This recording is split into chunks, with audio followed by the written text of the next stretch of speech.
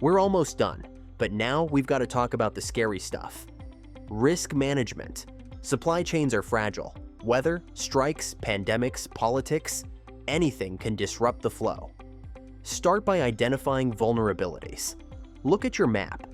Do you have a supplier in a hurricane zone? Do you have a single port of entry for all your goods? Mapping your supply chain, including, where feasible, the key suppliers of your critical suppliers, helps you see the weak spots.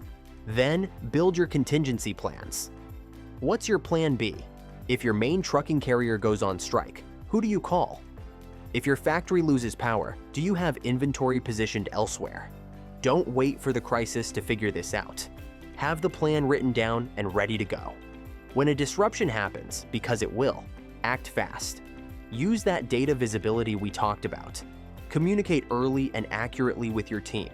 And remember, resilience is worth the cost. Carrying a little extra safety stock or paying for a backup supplier might seem expensive now, but it's a lot cheaper than shutting down your entire operation for a week.